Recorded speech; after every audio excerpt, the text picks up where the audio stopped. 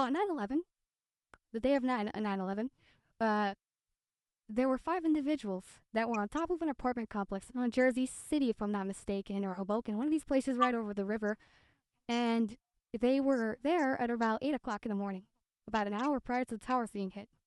And what ended up happening was when the first tower got hit, they started celebrating and dancing, these 5 individuals.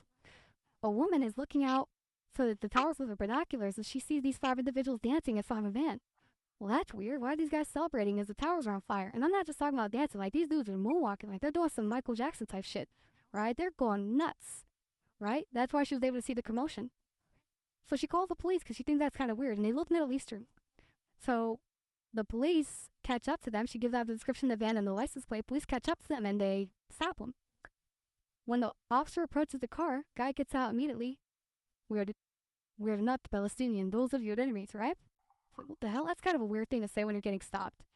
So they check the guys out, and they're 5 citizens, right, with large sums of cash and plane tickets to leave the country the next day. And they're driving the van called Urban Moving Systems.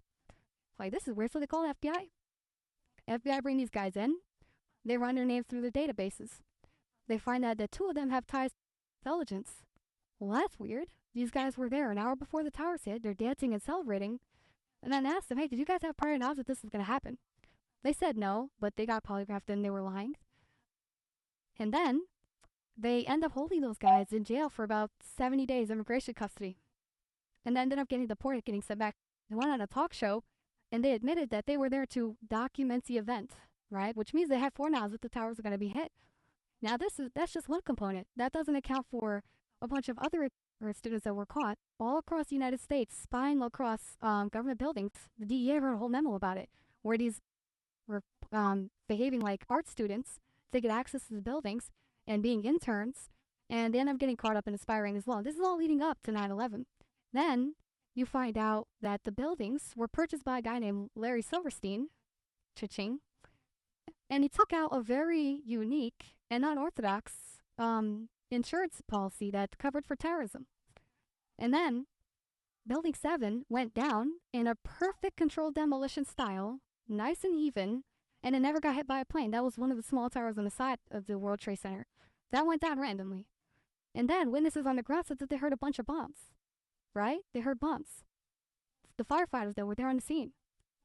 And it gets more interesting. And this is something that a lot of people don't know, and I'll share this with you guys. Shout out to my guy, Ryan Dawson. He talks about this in detail. You guys should go watch the documentary Empire Unmasked, where it covers all this. I'm summarizing a lot for you.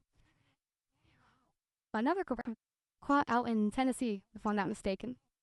And they were arrested as a part of a document banning for fraud conspiracy.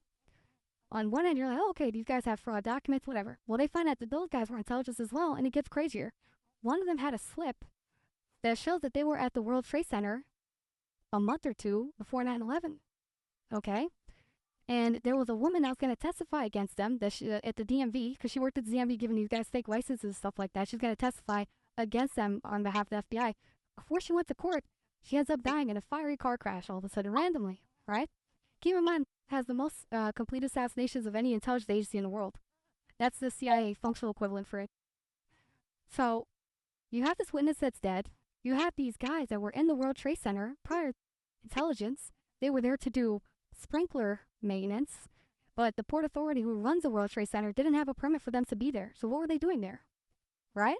And then when you look at the World Trade Center, the way it went down, again, look like controlled demolition. Right? I interviewed Richard Gage on my show. He's an engineer. 3,000 plus engineers have put their career on the line saying, like, this was absolutely a controlled demolition for the Twin Towers and for Building 7. So look, I'm not saying did it, but what I will say is that there's absolutely had at least at bare minimum foreknowledge of what was going to happen, and they facilitated happening. And then it gets even better. That movie company I told you about, remember they had the vans? FBI does a search warrant at the headquarters. The head of the company is a guy named Dominic Suter. They go and do the search, and they find a bunch of computers and stuff. Not likely for a movie company. Why do you guys have all these computers, all these hard drives? So they call Dominic Suter. Hey man, I want to bring you in for an interview. What does he do? Please. Dude turns into Goku. It's a transmission. Right? Go on. He went to this day they still don't have them. And then on top of that, those guys stole the photographs like I mentioned before. And it's just fingerprints all over the place, man. And this is stuff that no one, like, they kept this stuff classified for a very long time. But you can look at the FBI 302s now. This is all true with these thing involved. And then I haven't even talked about Team E11, how they were in the towers before, and all this other stuff. But there's where there's smoke, there's fire, man.